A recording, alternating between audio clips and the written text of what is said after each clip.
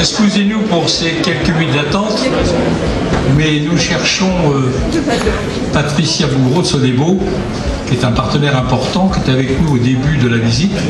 On a perdu pendant cette dernière. On va attendre une minute ou deux si vous l'acceptez, parce que c'est important qu'elle soit à nos côtés.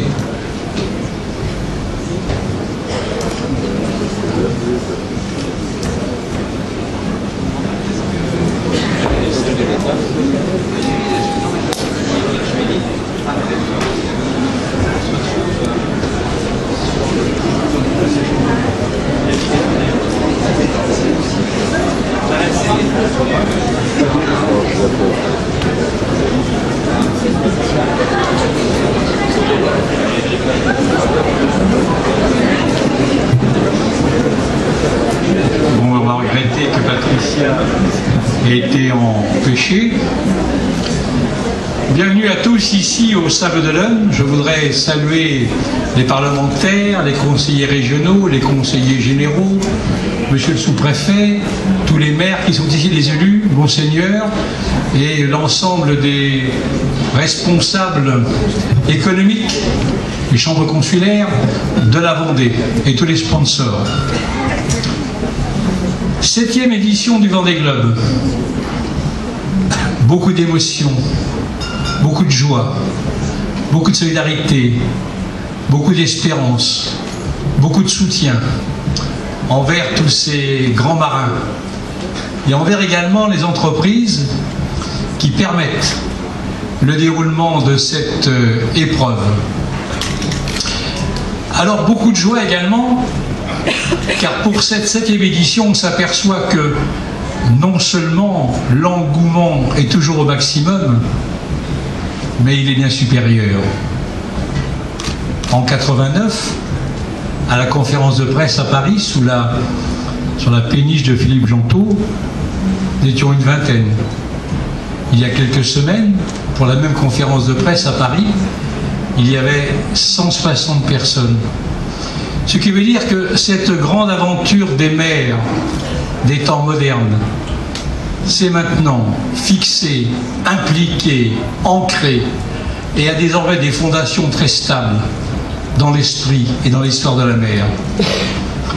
Alors en 89, quand Philippe était arrivé, on a terminé le port Lenard, et il me disait, lorsque les Français se réunissent pendant les escales de cette très belle course organisée par les Américains, c'est-à-dire le Box Challenge, le tour du monde en solitaire à la voile, on sait que nous, on pourrait peut-être rendre encore cette course plus belle si aux difficultés que je viens d'évoquer, me disait-il, nous ajoutions en solitaire et sans escale.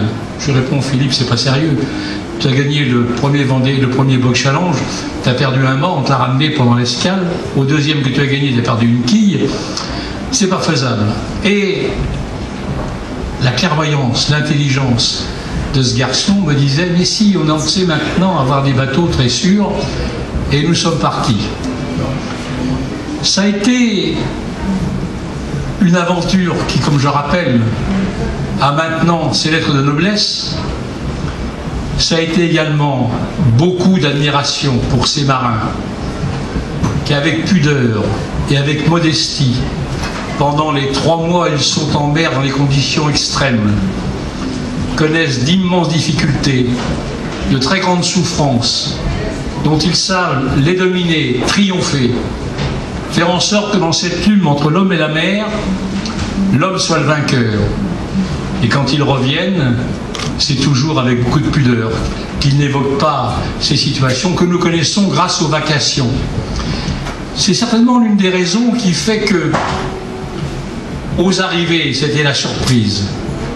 Pour la première, il y avait 130 000 personnes, maintenant il y a toujours entre 130 et 150 000, ce qui veut dire que cette admiration, on tient à les porter. La joie de les retrouver, la joie de les voir revenir, mais la reconnaissance d'avoir été capable de faire une telle épreuve sont de nature à forcer l'admiration. Et on voit que parmi les hommes de la mer, cet engouement est toujours intact. Les générations se succèdent.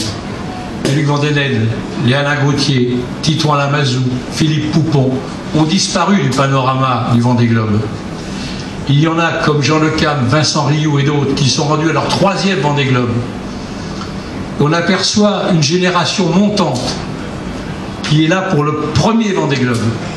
Ce qui veut dire que dans le monde de la mer, eh bien, c'est un bonheur, un honneur, un objectif pour un très grand marin de pouvoir faire cette belle épreuve qui se renouvelle en fonction des talents, de l'âge, de la force physique, de ce qui autorise à pouvoir y triompher.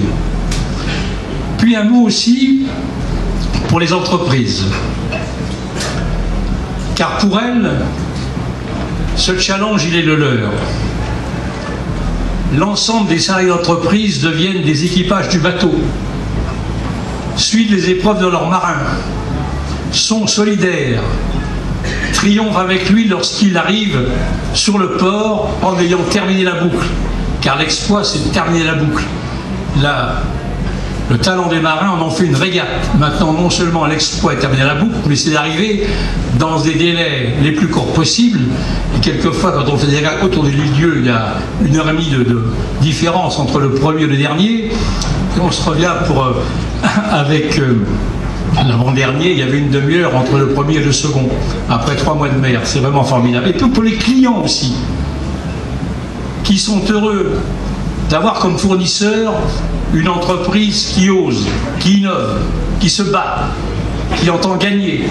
C'est une preuve de confiance. Voilà, tout ça c'est l'épopée du Vendée Globe, qui est chère à nos cœurs bien sûr, et qui en Vendée écrit une page importante de l'histoire et au Sable d'Olonne, dont de siècle en siècle, il y a toujours eu des grandes aventures maritimes qui font la richesse de ce port, qui font le caractère de ses habitants, qui font également leur mémoire. Eh bien, le Vendée Globe participe à affirmer cette volonté maritime que nous défendrons toujours bec et ongle, qui est celle de la Vendée, du littoral vendéen, et en particulier du port des Sables d'Olonne. Merci à tous de soutenir cette belle épreuve.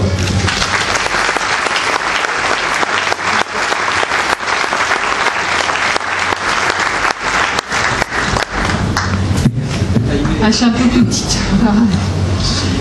Donc aujourd'hui, c'est l'ouverture du village du Vendée Globe. Donc c'est ce qui marque le départ de ces 3 semaines avant que les skippers qui se sont préparés pendant de longs mois ne prennent le départ pour une course en solitaire, sans escale et sans assistance. Donc je dirais que c'est un moment assez particulier, chargé à la fois d'émotion et d'intensité. Ça me fait penser à une image qu'on a sans doute tous en tête. Félix Baumgartner, comme vous le voyez sur sa plateforme, très concentré avant de sauter dans le grand vide. C'est un peu ce que j'ai l'impression de ressentir aujourd'hui. Alors cette attente va durer 3 semaines, mais c'est cette première phase de concentration pour les skippers, parce que quoi qu'on en dise, même si l'inconnu est moins présent, en même temps le Vendée Globe c'est toujours une aventure extrême, incroyable. Ils ne savent pas vraiment ce qu'ils vont rencontrer, les dangers qu'ils vont rencontrer, ils les connaissent, mais toute l'énergie qu'il va falloir déployer pour les surmonter, ça va être, on va dire, leur quotidien pendant 3 mois.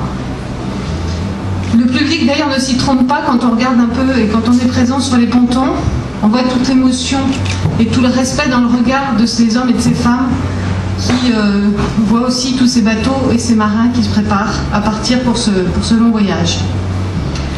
Nous aussi, d'ailleurs, entreprise, on a l'impression un peu d'être devant un grand trou noir en ce moment. Il va falloir qu'on se mette en mode pilotage par temps de brouillard au milieu des icebergs. Donc j'allais dire que ce vécu de ces skippers, à la limite, va aussi être pour nous une expérience et quelque chose qu'il faut qu'on suive et auquel il faut qu'on adhère pour s'adapter un petit peu dans ce monde qui est aujourd'hui aussi incertain que ce qu'ils vont peut-être rencontrer pendant ces 3 mois.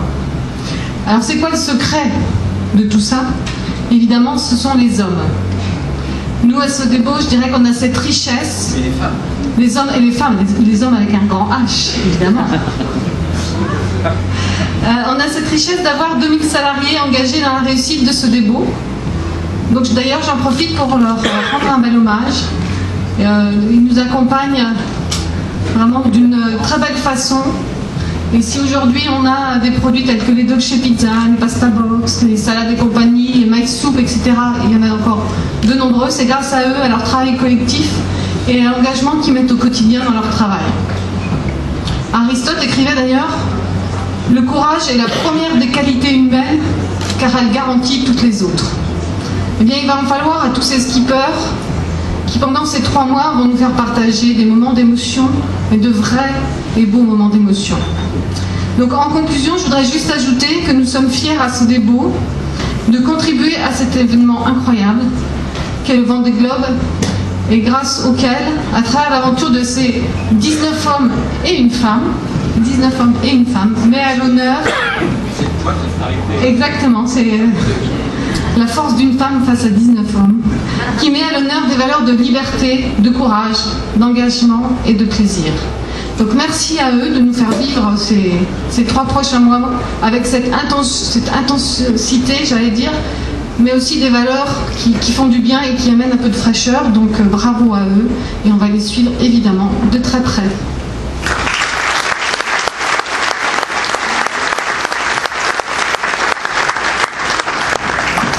Voilà, monsieur le sous-préfet, monseigneur Alain Castet, mesdames, messieurs les élus, monsieur le député, conseillers généraux d'ailleurs, régionaux, monsieur le maire, député honoraire et mon cher ami Louis. Je voudrais saluer bien sûr tous ceux et celles qui sont dans la salle que j'ai aperçus trop rapidement. Vous savez, ce matin, on éprouve un peu le sentiment que les skippers vont aussi, eux, éprouver, alors nous sans doute à une plus petite échelle, bien entendu, au moment du départ. Ce sera à 13h02, ce sera le samedi 10 novembre prochain. Mais finalement, on est aussi très heureux d'être enfin sur la ligne de départ. On a affronté déjà beaucoup de gros temps. Patricia en parlait sur le plan économique, en termes de partenaires, de sponsors. Il a fallu mouiller la chemise bien souvent. Mais tout ça s'est fait avec beaucoup de travail. Et vous me permettrez de rendre hommage à toutes celles, à tous ceux qui ont contribué de près ou de loin à la réussite de cette 7e édition. Ils sont nombreux, les collaborateurs, le directeur de course Denis Euro, les partenaires. Je voudrais remercier Patricia, Sodebo, le premier partenaire de cette course. C'est un beau symbole parce que Sodebo est une entreprise familiale, une entreprise vendéenne et dirigée par 3 jeunes femmes. C'est extraordinaire. On ne pouvait pas trouver meilleur symbole pour le Vendée Globe. C'est superbe et merci en tout cas Patricia pour votre fidélité. On peut l'applaudir bien sûr.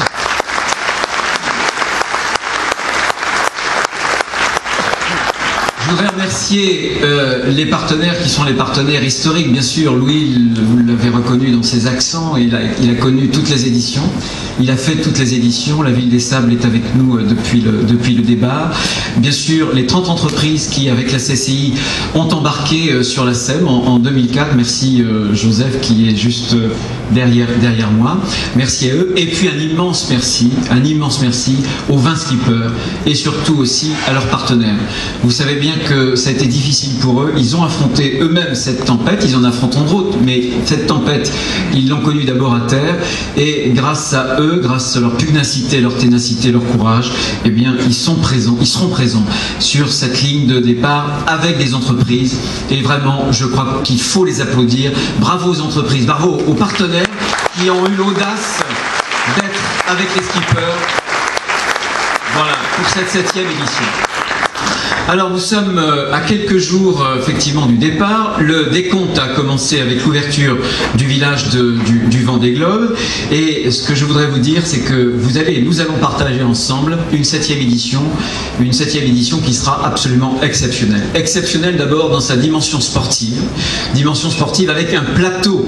Quand j'entendais il y a 18 mois les uns ou les autres me dire oh là là, il y aura 12 ou 13 ou 14 bateaux, mais alors certainement pas 20, eh bien nous sommes à 20. Nous avons les les meilleurs skippers, nous avons les meilleurs marins, les marins les plus expérimentés, des marins d'exception pour une course d'exception. Et vous avez tous en tête des courses qui sont parties avec 5 bateaux, vous avez tous en tête une course qui a dû annuler, etc., etc. Eh bien, le Vendée Globe a cette puissance, et grâce à cette puissance, on a un plateau qui est quantitativement fourni, mais qui est qualitativement au top, avec des très grands marins. On va avoir, sans doute pour la première fois de toutes les éditions, 3 générations qui vont se côtoyer. La génération des vieux loups de mer, des quinquas, qui ont déjà parfois gagné le Vendée Globe. Ils totalisent à quelques-uns, à 3 ou 4 déjà, pas mal de tours du monde, une douzaine je crois de tours du monde. Ensuite on va avoir les figaristes quadra. Certains ont déjà fait le Vendée Globe, parfois avec un certain succès, en tout cas ils seront des concurrents absolument redoutables. Et puis il y a la génération montante, il y a les tout jeunes, les Bizu, les à peine trentenaires, les François Gabard, les Louis Burton, et ce sont des marins qui sont déjà très jeunes mais en même temps très expérimentés, qui ont de très bons bateaux. Et vous verrez que grâce au plateau, qui est un plateau avec ces marins-là, on aura une course qui va être une course très très ouverte. D'autant plus que le suspense sera présent, puisque 6 bateaux ont été construits exprès, des bateaux de nouvelle génération, plus souples, plus réactifs et aussi extrêmement solides pour cette course. Mais en même temps, il faut compter avec les 11 autres bateaux qui avaient été construits pour l'édition précédente, 2008, qui vont participer. Ce qui fait qu'on a 17 bateaux sur 20, qui sur le plan uniquement technique, je ne parle pas de la qualité des skippers, sont en mesure finalement de terminer sur le podium du Vendée Globe, ce qui fait que cette course va là encore être une course extrêmement suivie. Un merci encore aux entreprises, notamment régionales et vendéennes, puisque vous allez voir sur les pontons, vous allez voir sur les coques, on voit bien d'ailleurs Sodebo, Patricia, on voit le conseil général, on en voit d'autres, mais vous allez voir bien sûr les sponsors majeurs. Mais vous savez que pour que les skippers puissent boucler leur budget, il y a beaucoup de sponsors qui sont des sponsors de 2e, de 3e, de 4e rang, des entreprises souvent vendéennes qui se sont mobilisées, j'en connais beaucoup sur Saint-Gilles-Croix-de-Vie, avec autour de Samantha Davis et de d'autres. Et sans ces entreprises-là, qui n'ont pas leur nom sur la coque, eh bien, il n'y aurait pas eu cette aventure, et je voudrais aussi leur rendre hommage, parce qu'il ne faut pas les oublier. C'est pas parce qu'ils seront sur les images, c'est pas parce qu'ils seront dans les voiles qu'ils ne sont pas présents. C'était un mot que je leur devais aujourd'hui. Donc une course qui va être une course suivie, exceptionnelle sur le plan sportif, exceptionnelle aussi sur le plan populaire. Louis le disait tout à l'heure, il n'y a pas une course nautique au monde, ni dans l'histoire, ni aujourd'hui, qui est capable de réunir autant de spectateurs, autant de visiteurs sur place et derrière les écrans. Il n'y en a pas une seule. L'ADN, la touche, la spécificité du Vendée Globe, c'est d'être capable, la dernière édition, 1 700 000 personnes. Ce village que nous avons ouvert ce matin, sans doute que 700 ou 800 000 personnes vont y défiler, etc., etc. Et ça, c'est fabuleux, cette dimension populaire, nous voulons impérativement la renforcer, parce que ça permet aux skippers, et ils l'ont dit ce matin encore, d'être portés.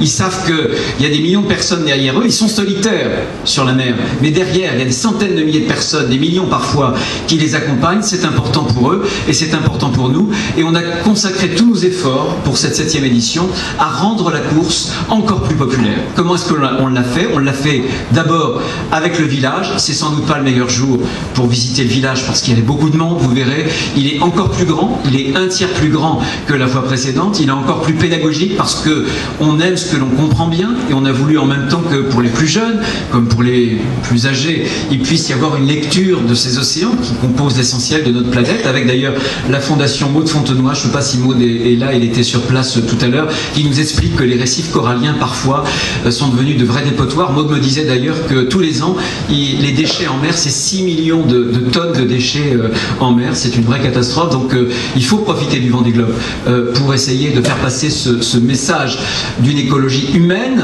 et je crois que le village, vous verrez, il est plus grand justement pour servir cette dimension populaire, pour servir cette dimension pédagogique, et en même temps il est plus grand parce qu'on a bien vu pour cette course qu'il n'y a pas de Vendée Globe s'il n'y a pas de skipper, mais il n'y a pas de skipper s'il n'y a pas des entreprises. Et on a vraiment voulu, et c'est notamment sur le chai des marins l'addition, et ça nous permettra notamment pour les entreprises vendéennes de faire valoir leur savoir-faire, parce que j'ai voulu absolument que le village, ce soit un média, un vrai support de développement économique pour nos entreprises, pour l'emploi en Vendée. Et je peux vous dire aussi que le village c'est aussi grâce à deux entreprises qui sont d'ailleurs des entreprises phares de chez nous, Bodard, je ne sais pas si Pascal Boutet est ici, et la CEMAF. Eh bien, le village, c'est aussi une vitrine du savoir-faire vendéen, c'est important. Donc le village, pour cette dimension pédagogique et populaire, et puis aussi les nouvelles technologies. Alors, un mot, l'objectif qu'on s'est donné, c'est qu'on veut vraiment, grâce à ces nouvelles technologies, vous savez que le Vendée Globe, l'ADN du Vendée Globe, c'est en même temps la technologie. Il n'y a sans doute pas une course autant que le Vendée Globe qui est apporté autant au nautisme. Et souvenez-vous que nous sommes en Vendée avec Beneteau, avec Jeannot et d'autres chantiers, le premier pôle mondial du nautisme. Donc le Vendée Globe, c'est Gênes, c'est en même temps la technologie. Eh bien, grâce aux nouvelles technologies, grâce au numérique notamment, ce que l'on veut, c'est qu'on veut que les spectateurs, les amoureux du Vendée Globe, quels qu'ils soient, et il y a beaucoup de non-voileux qui sont ces amoureux-là, puissent s'immerger complètement, qu'ils puissent vivre aux côtés des skippers. Et aujourd'hui, on a les moyens de faire en sorte que partout, tout le temps, chez soi, au bureau, pas trop quand même, parce que bon, mais partout en tout cas, en mobilité, on puisse avoir sur tous les écrans. Et partout à l'étranger, vous savez qu'on a un partenariat avec ASO qui va nous permettre de diffuser les images dans 150 pays au plus. Nous qui avons du mal à exporter en Vendée, vous imaginez le vecteur que ça peut avoir pour accrocher les entreprises qui partiront demain, comme elles le font aussi déjà aujourd'hui, à la conquête de ces marchés mondiaux. Donc ça, c'est important. Et puis, on va décliner sur Internet, puisqu'en 2008, Internet en était à sa préhistoire. Eh bien, nous allons avoir sur tous les types d'écrans, tablettes, smartphones, etc. Vous pourrez suivre le skipper favori, vous pourrez suivre la course. Tous les réseaux sociaux vont être mobilisés. Nous allons avoir notre télévision sur le web, sur Dailymotion. Nous allons aussi avoir Virtual Regatta, une régate virtuelle, et nous espérons avoir 500 000 skippers virtuels qui vont suivre nuit et jour aussi les skippers. C'est important pour pouvoir vraiment être en immersion totale. Le village, ces nouvelles technologies qui vont servir la popularité de la course, et puis consécration, puisque le 7e art, un long métrage va être réalisé, est en train d'ailleurs d'être tourné actuellement en Bretagne. Dans quelques jours, l'équipe de tournage, donc autour du jeune réalisateur qui est Christophe Offenstein, sera ici au Sable d'Olonne avec des grandes vedettes. Vous avez François Cluzet, puisqu'il est devenu maintenant un acteur incontournable. Vous avez tous, j'imagine, vu Intouchable, mais derrière Guillaume Canet, Virginie Efira, etc., etc. Vous savez, c'est important parce que c'est là qu'on s'aperçoit que le Vendée Globe, c'est plus qu'une course, que le Vendée Globe, c'est devenu un mythe. C'est la raison pour laquelle le cinéma s'intéresse au Vendée Globe. Et c'est aussi le fait parce que quand un réalisateur, quand une équipe de tournage pense à une histoire, à un scénario sur la mer autour d'une grande course, il pense à une seule course, le Vendée Globe. Parce que le Vendée Globe a façonné l'imaginaire des courses au large en France et partout dans le monde. Et ça, c'est fabuleux. Hier, le Vendée Globe était un objet d'admiration.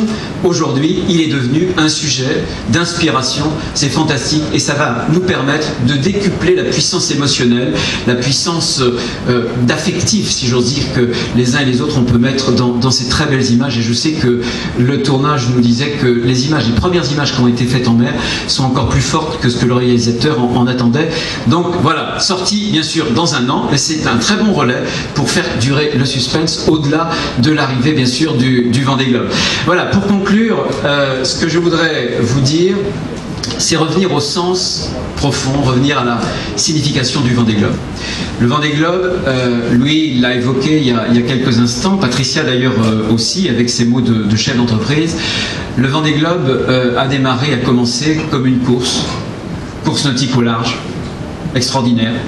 Il s'est poursuivi comme une aventure humaine, une aventure aussi assez fabuleuse, et il est aujourd'hui devenu un mythe, il est aujourd'hui devenu une légende. Une légende qui est une légende finalement très vendéenne, mais c'est aussi une légende beaucoup plus que vendéenne. C'est une légende vendéenne, on l'a rappelé ici, quand on est vendéen, on aime la mer.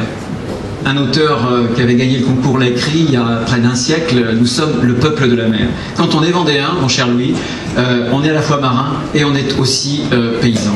Et quand on est vendéen, on sait très bien que les racines du succès, c'est l'effort, c'est le courage, ce sont des valeurs, c'est l'audace. L'audace des skippers renvoie, comme le disait Patricia il y a quelques instants, à l'audace de nos chefs d'entreprise, à l'audace et au savoir-faire aussi de tous les salariés dans quelques secteurs qui soient en Vendée. Et ça, c'est c'est important. Mais bien sûr, on ne peut pas garder le Vendée Globe pour nous, parce qu'il nous dépasse, les uns et les autres, parce qu'il va bien au-delà de la Vendée, il part de Vendée, il revient au Sable d'Olonne, bien évidemment, mais c'est quelque chose qui nous dépasse, parce que je pense, et je crois vraiment que c'est cette dimension universelle qui nous dépasse, qui explique la popularité à nul autre pareil de cette course. Tout simplement parce que derrière le Vendée Globe, il y a un face-à-face. Un face-à-face qui se joue depuis l'origine de l'homme, depuis la nuit des temps, qui est un face-à-face entre l'homme et la nature. L'homme dans sa fragilité, la nature, la mer dans sa beauté, mais dans son extrême violence. Et finalement, ce face-à-face, c'est aussi face-à-face de l'homme solitaire, même s'il saura qu'il est beaucoup accompagné avec lui-même. Face-à-face entre l'homme et lui-même, c'est ce face-à-face depuis Ulysse, depuis la nuit des temps, qui se rejoue, qui se répète, et le Vendée Globe en est la synthèse, en même temps que le Vendée Globe cristallise finalement cette confrontation ultime pour cette course ultime qui résume un peu la destinée humaine. Et je pense que qu'on soit voileux, qu'on soit pas voileux, c'est ce qui fait que partout, en Vendée comme ailleurs, on peut être des amoureux, des passionnés du Vendée Globe, parce que le Vendée Globe nous parle les uns et les autres, peu importe qu'on ait fait ou non du bateau, peu importe qu'on habite sur le littoral ou loin derrière dans les côtes, le Vendée Globe c'est une très belle aventure, il nous dépasse, bien sûr, il est de Vendée le Vendée Globe, et on est fiers, et vous en êtes fiers. Et les Vendéens, une fois de plus, ont montré qu'ils savaient se mobiliser lorsqu'il fallait trouver des partenaires pour que le Vendée Globe 2012 puisse vivre encore. Mais voilà, cette course, elle va partir autour du monde. Elle ne nous appartient plus. On espère que, et j'en suis sûr, qu'elle aura un immense succès, bien entendu. On tient absolument, avec les partenaires de la scène, de l'organisateur, que ça reste un bien collectif. C'est bien pour ça qu'en 2004, la course a été reprise par des partenaires publics, parce que c'est un bien collectif. Pour la Vendée et pour la planète tout entière, je pense que le Vendée Globe signifie quelque chose.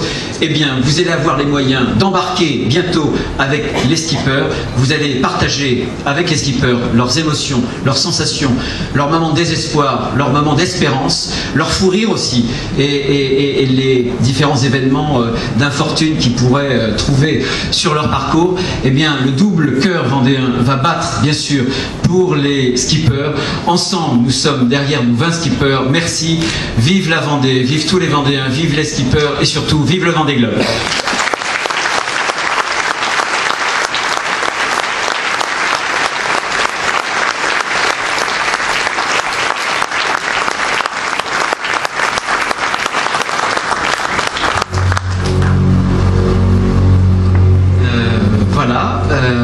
Écoutez, je crois qu'il y a un pot, j'espère quand même, parce qu'on est quand même, on est Vendéens. Hein. La convivialité, c'est aussi une de nos valeurs.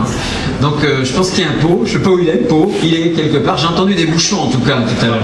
Donc, il est un peu, voilà, on dit il est un peu partout. Donc, voilà, en tout cas, bon appétit, surtout avec modération tout ça.